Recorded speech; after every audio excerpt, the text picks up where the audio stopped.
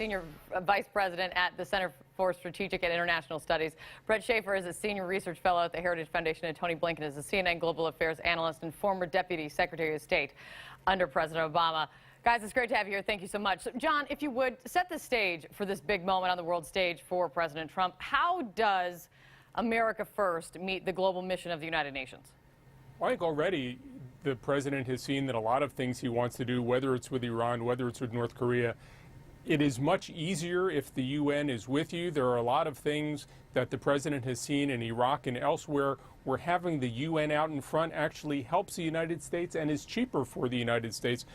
What I've seen, and I think we got in the clip that you played, is a sense from the president that when you're the president and you actually have to get things done, you don't want to destroy the UN, you want to reform it, you want to make it better, and that's something where he seems to have a partner in the new Secretary General.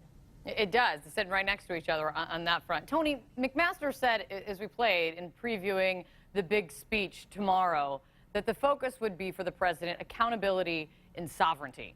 What does that mean?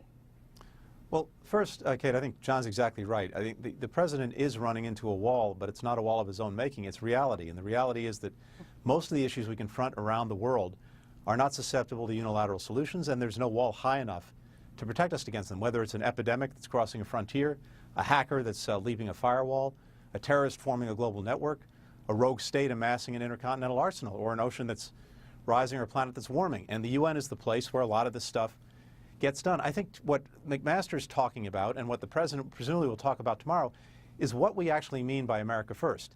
And in a way, it's a little bit silly because, of course, every president puts America first. The question is, what do you mean by that? How do you define it?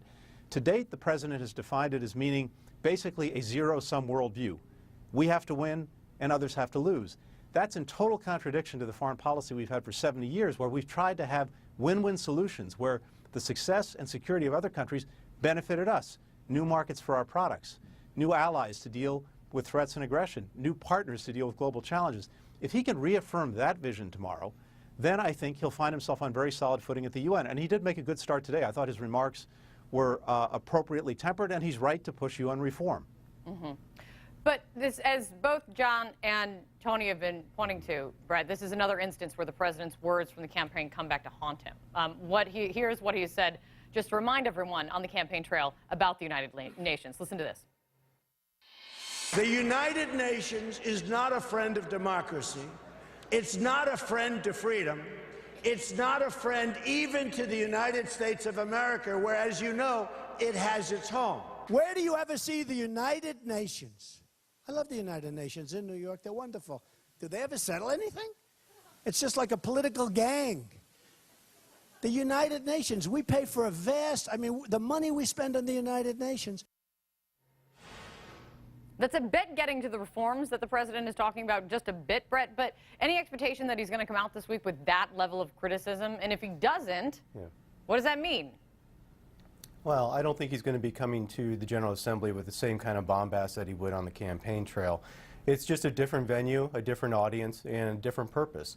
He's going to go there to advance the policies of the United States as he sees best. He's going to raise issues like North Korea, Iran, international terrorism.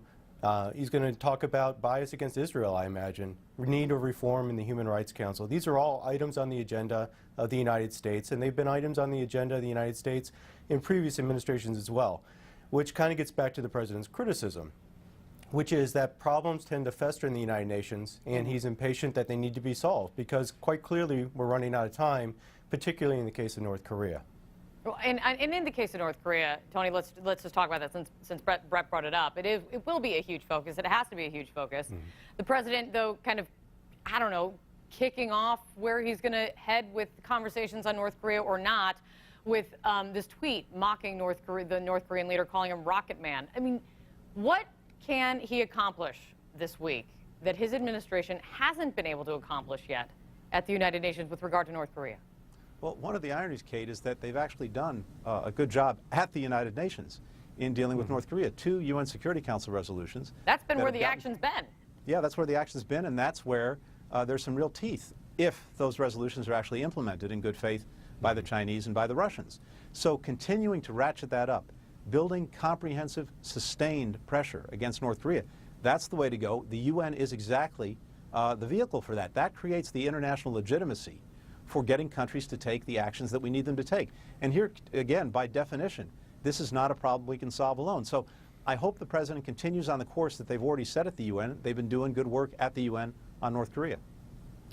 John, do you think the President needs to address his past remarks this week, the criticisms he's had for the United Nations, the criticisms he's had for the body, the criticisms he's had for the marble? Does he need to address this in any way? Are people expecting him to? Look, I don't think he does. First of all, what's gone is gone. As Brett said, you know, the campaign trail is one thing, governing's another. I think what the President understands and understands very well now is the United Nations is a tool, and it's a tool the United States is unusually well situated to use, because the UN really works through the Security Council. The Security Council is really dominated by the United States and the U.S. mission. This is a tool that he has at his disposal. I don't think he wants to destroy it. He wants to make it better. And the interesting thing will be if he and the Secretary General Guterres can see eye to eye on the importance of reforms and how to do it. Guterres can use the President to press other member states. The other member states can say, well, we need to keep the U.S. in, so we're willing to do things. And actually, being a little bit skeptical is not necessarily the wrong way to start. It actually may, in the end, make the UN stronger than it otherwise be. Fascinating. Makes me even more interested in what we're going to hear from the President tomorrow and what's going to happen this week. Brett, finish it out for me. What is the biggest task for President Trump in his debut appearance at the UN? I think he needs to press home the foreign policy priorities of this administration, which are addressing preeminent threats like North Korea, Iran, international terrorism, dealing with some of the refugee issues, but also, as the President was making clear in his UN panel today, pressing the organization to be more effective, more efficient, more focused in its application of resources to actually address the problems that are facing not only just the United States, but the combined member states as well. Stand by for the tweets. Let's see how if they jive with if they go along with the speech. Great to see all of you. Thank you so much for coming. I really appreciate it. Thank you. We're keeping our eye on the United Nations, but also coming up, we have several big developments in the Russia investigation.